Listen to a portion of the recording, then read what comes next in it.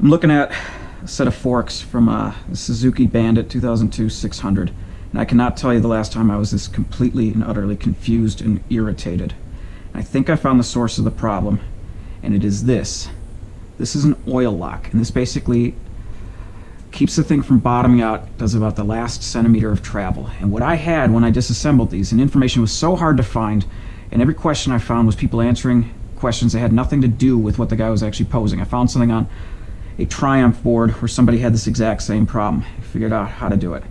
Essentially, this oil lock fits into here. Now on this stanchion, there is this pressed in piece. This is a non-serviceable piece. Basically, it's this little kind of tapered bit, and inside there's a pressed, I don't know, some kind of ring. So you can't pull this out. Doesn't even show it on there. What happens is this oil piece on mine, just a little bit of pressure gets it stuck. Now the way that this fork, you can see it, the way that this fork is supposed to work is if I put this damper rod through, I should point out, everything up here is on the inside, everything out here is on the outside. This is a completed one. I haven't started service on this one yet. We're going to put the damper through. Alright, the damper is going to attach right here with this screw. So the damper is going to give us all of the travel. And those holes here, oil is going to come out of those, and that's going to dampen the amount of spring action that we have. And this oil lock is supposed to keep us from, when we get to the bottom, from actually completely bottoming out and damaging something. Now, I kept thinking that the damper was supposed to run through this entire thing, and it doesn't. I mean, that's a better view. There's simply, it's the inner diameter on here is much smaller than the outer diameter on the damper. So the issue I had was I'd fully reassembled this thing, I put on new seals and whatnot, and what happens if you have a stuck one like this, I can't pull it off with my fingers. I just can't. It's already stuck in there. So what I had done is I put it in here, put on my bushing, washer, seal, circlip, dust clip. All of that was on here, and it was attached with this screw on the bottom. Actually, let me just get a little bit so I can show you what happens. If this happens, it's stuck. No amount of... Oh, shit. I was gonna say, I didn't tap it in that hard. Well, what did I just do? Did I break something? No. Okay, no I didn't.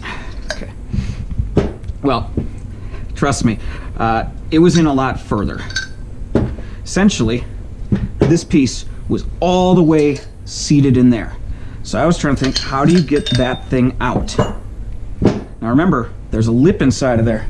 So my PVC, if I come over here, my softened PVC with the duct tape, this is all the way to the outer end. If I start hitting it, I'm not even hitting the oil lock piece. No amount of hitting this is going to do anything except for potentially break that non-serviceable piece.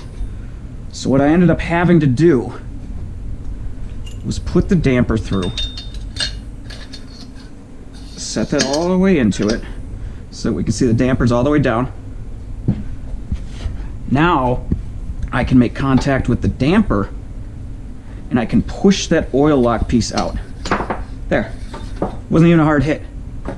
Barely a hard hit.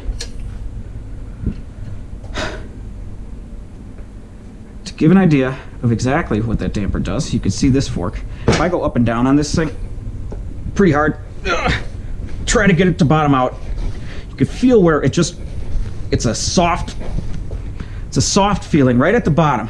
Like, it's not a hard stop. It's this thing stopping any more oil from moving out because it seals right here with this taper. You can see if I pull the damper all the way out, we've got, what, just under 5 inches of travel there. Look at where the oil line came up to. Ignoring the dust seal, just about 4.5, 4, 6.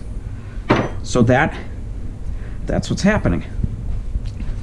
So I have to figure out a way to do this, and I can softly do this, put this all the way into the bottom, but I have to figure out how to drive these seals, well, this seal and this bushing onto there without tapping this thing in there at all. So if you're doing it with a seal driver where you clamp it onto the fork stanchion like this and you smash, smash, smash, smash, smash to put that seal in, if this thing's making any contact with it, it's stuck. That's actually a good point. I forgot. I can't figure out what the point of this spring is for at all. I believe it might be just to protect the damper. I don't know. Well, I gotta reseat that now. It's the first time I've actually done that. But I'm gonna try to put this thing back through and see if I can figure out how to get a seal back on it. Hopefully I didn't totally destroy the seal, because that would just suck, because this whole thing kind of sucks at this point. Oh, I was gonna say though, looking at my FZR one, this is actually where I got the idea on, just looking for more ideas on what the hell to do. This is the oil lock on the FCR. You see how much smaller that taper is than this one? That one's far less likely to get caught in something. This one goes all the way in. It's super smooth. That's the part I'm worried about. I know it looks rough up here, but this part's super smooth. That part's super smooth. The fact it just gets caught like this, and if you put any pressure on it, you cannot pull the stanchion all the way off, because you need to have the stanchion all the way pulled out to put the spring through and the spacer on top and eventually fork oil in it. So I'm gonna see if I can figure out how to do this, but I'm pretty furious about this little fucking thing right now.